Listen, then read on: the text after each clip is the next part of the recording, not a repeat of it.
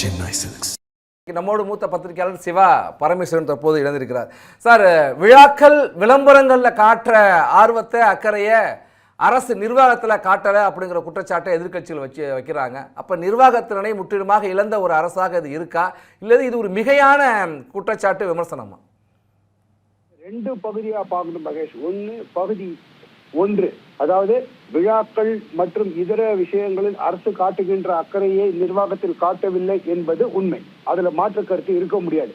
ஏனென்றால் தேர்தல் நெருங்கி வரக்கூடிய சூழலில் எந்த அரசாங்கங்களாக இருந்தாலும் தாங்கள் செய்தவை செய்யாதவை, செய்வதாக கூறிக்கொள்பவை அல்லது செய்ய போவதாக கூறிக்கொள்பவை எல்லாத்திலிருந்து விளம்பரப்படுத்துவது என்பது இயற்கை. அது இப்பொழுது ஆட்சியில் இருக்கின்ற அரசு அதை பன்மடங்கு மிகைப்படுத்தி செய்கிறது என்பது மறுக்க முடியாத உண்மை. ஏனென்றால் கடந்த சில வாரங்கள் அல்லது கடந்த இந்த ஆண்டினுடைய ஜனவரி தொடக்கம் பார்த்தீங்கன்னா கூடுதலான அரசு விழாக்கள், திடீர் என்று நலத்திட்டங்கள். நேற்றுக்கு பார்த்தீங்கன்னா பல நலத்திட்டங்கள், இன்றைக்கு அந்த கார் தொழிற்சாலை தொடக்கம், இதெல்லாம் இந்த ஒரு 100 நாட்கள் அல்லது ஒரு 50 நாட்களுக்குள்ளதான் நடக்கணுமா? ஏன்னா தேர்தல் அறிவித்து விட்டால் தேர்தல் நடத்தை முறை விதிகள் பிரகாரம் செய்ய முடியாது. அப்ப விரைவாக செய்யும் பொழுது தேர்தல் காலத்தை ஆதாயத்தை அரசாங்கம் தேடிக்கொள்ள விழைகிறது என்பது மறுக்க முடியாத உண்மை.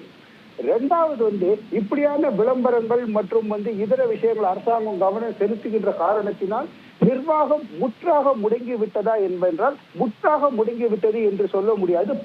நிர்வாகத்தில் சுணக்கம் இருக்கிறது. அதாவது there is a sort of a lacking. நிர்வாகத்தில் அரசு இயந்திரம் முழுமையாக கவனம் செலுத்த முடியாத ஒரு சூழல் இருக்கிறது என்பதும் உண்மை. ஒரு உதாரணத்துக்கு எடுப்போமே, இந்த தமிழ்நாடு அரசு தேர்வாணையர் வாரியம் நடத்தக்கூடிய இந்த தேர்வு நேற்றுக்கு எப்படி அது கடைசி நிமிடத்தில் அது ரத்து செய்யப்படுவது, வேறு தேதிகள் அறிவிக்கப்படுவது சொல்லுவது என்பது மிகவும் ஒரு வெட்கக்கேடான ஒரு விஷயம். இப்போ ஆயிரக்கணக்கான மாணவர்கள் ஒரு அரசு வேலைக்காக பல ஆண்டுகளாக தங்களை தயார்படுத்தி கொண்டு அந்த தேர்வுக்கு எழுத வருகின்ற அன்னைக்கு தொழில்நுட்ப குளறுபடி அப்படிங்கிறாங்க. எப்படி இப்படியான ஒரு குரூப் 2 சர்வீசஸ்ல எப்படி டெக்னிக்கல் இஷ்யூ, தொழில்நுட்ப குளறுபடிகள் ஏற்படும் என்பதற்கு சரியான விளக்கம் இதுவரை அரசாங்கத்திடம் இல்லை. ஒரு ஒப்பீட்டாக எடுப்போமே, மத்திய அரசின் தேர்வாணை குழு, union public service commission, UPSC, IAS, IPS போன்ற தேர்வுகளை நடத்துகின்றது. அல்லது மத்திய அரசினுடைய குரூப் 1 சர்வீசஸ்க்கான தேர்வுகளை நடத்தக்கூடிய அந்த யூபிஎஸ்சி மத்திய அரசு தேர்வாணை குழுவுல இதே மாதிரி ஏதாவது ஒரு தவறு நடந்து நாடு முழுக்க இந்த தேர்வுகளை ஒத்திவைக்கின்ற சூழல் ஏற்பட்டு இருக்குமாயின் இங்கே ஆட்சியில் இருக்கின்ற திமுக அரசு எப்படி அதற்கான எதிர்வினை ஆற்றியிருக்கும், எப்படி விமர்சனம் செய்திருக்கும், மேலும் கீழும் குறித்து இதுதான் மத்திய அரசினுடைய நிர்வாக திறமையின்மைக்கு காரணம் என்று பிரதமரை தேரிட்டு அழைத்து எந்த அளவுக்கு அவர்கள் அதை விளம்பரப்படுத்தி இருப்பார்கள் அல்லது ஒரு எதிர்மறையான விளைவுகளை செய்திருப்பார்கள் என்பதை பார்க்கணும். இப்ப தமிழகத்தை பொறுத்தவரை இப்ப பாருங்களேன், அனைத்து துறையினரும் போராட்டத்தில் ஈடுபடக்கூடிய ஒரு சூழலை பார்க்கிறோம். இடைநிலை ஆசிரியர்கள் போராடுகிறார்கள், செவிலியர்கள் போராடுகிறார்கள், தூய்மை பணியாளர்கள் அவர்கள் போராட்டத்திற்கு ஒரு உறுதியான நிரந்தரமான தீர்வு வராத நிலையில் அவர்களுக்கான உணவு விநியோகம் அல்லது அவர்களுடைய உடல்நலை காப்பதற்காக அந்த அளிக்கப்படுகின்ற அந்த உணவு அந்த திட்டத்தை முதல்வர் அறிமுகப்படுத்தினார் அல்லது விரிவுபடுத்தினார் என்பது தொலைக்காட்சிகளில் எந்த அளவுக்கு பெரிதாக பேசப்படுகிறது. அப்போ உண்மையான நிர்வாகம் என்பது அரசு ஊழியர்கள் மட்டுமல்லாமல் மக்களினுடைய நலன்களை தொடர்ச்சியாக முன்னெடுத்து செல்வதுதான் சிறந்த நிர்வாகத்திற்கான அறிகுறியா இருக்க முடியுமே ஒழிய இந்த அட்ஹாக்னு ஒரு வார்த்தை உண்டு ஆங்கிலத்தில், அதாவது இடைக்காலமா தற்காலிகமா சில விஷயங்களை செய்துவிட்டு தங்களுடைய இயலாமையை அல்லது தங்கள் மீது இருக்கக்கூடிய விமர்சனங்களை உடனடியாக இந்த ஒரு போர்த்தி மூடி விடுவது போன்ற ஒரு சூழலைத்தான் அரசாங்கம் கையாளுகிறதாக எண்ண வேண்டியிருக்கிறது. நன்றி சார், உங்கள் விரிவான கருத்துக்களை நீங்கள் பகிர்ந்து கொண்டமைக்கு. நம்மோடு பத்திரிகையாளர் விஸ்வா இணைந்திருக்கிறார். விஸ்வா, இந்த அரசு நிர்வாகத்தை ஒரு 1/4 நூற்றாண்டு காலம் அதிகாரிகளாக இருந்து பணியாற்றி அரசு நிர்வாகத்தை இயக்க போகிற குரூப் 2 அதிகாரிகளுக்கான முதன்மை தேர்வு, அந்த தேர்வு கடைசி நேரத்தில் தேர்வறைக்கு வந்தக்கு பிறகு நிறுத்தப்பட்டிருக்கு அப்படிங்கிறது ஒரு சிலருடைய கவனக்குறைவு, நிர்வாக கோளாறா, இல்லை ஒட்டுமொத்தனுடைய அரசனுடைய நிர்வாக திறனின்மையை வெளிப்படுத்துது?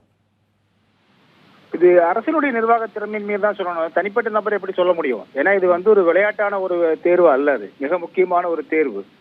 அப்போ அரசு இந்த 4.5 ஆண்டு காலம் 5 ஆண்டு காலத்துல பாத்தீங்கன்னா திமுக அரசுல இருக்கக்கூடிய பிழையா நம்ம பார்க்கறது நம்ம மட்டும் இல்ல, அறிவார்ந்த எல்லாருமே பார்க்கறது என்ன அப்படின்னா, நிர்வாகம் ஒருமுகப்படுத்தப்பட்ட ஒரு நிர்வாகமா இல்லை. தனித்தனியா அங்கங்க அந்தந்த அதிகாரிகள் அந்தந்த துறையினர் தனிப்பட்ட முறையில் அவர்களே செல்வாக்கு செலுத்தியதா இருக்கு. இதெல்லாம் ஒட்டுமொத்தமாக சேர்த்து முதல்வருக்கு ஒரு ஒட்டுமொத்தமாக தமிழ்நாடு ஒளிர்கிறது, தமிழ்நாடு மக்கள் மகிழ்ச்சியா இருக்காங்க அப்படின்னு அவருக்கு திருப்திப்படக்கூடிய ஒரு பிம்பத்தை கட்டமைக்கக்கூடியதா தான் இருக்கு.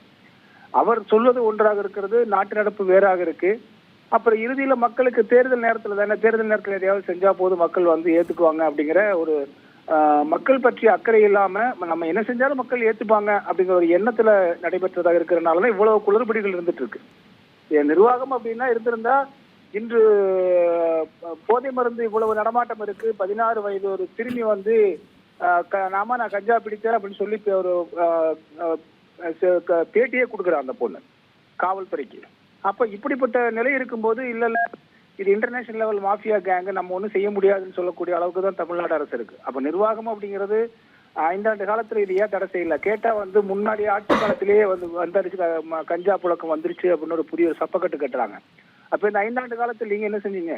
முன்னாள் ஆட்சி காலத்திலேயே வந்திருந்ததுன்னா தடுத்திருக்க வேண்டியது தானே இந்த ஆட்சி காலத்துல அப்படிங்கிற கேள்வி எழுது. எல்லா துறைகளிலுமே உங்களுக்கு சிக்கல்கள் தான், பிரச்சனைகள் தான்.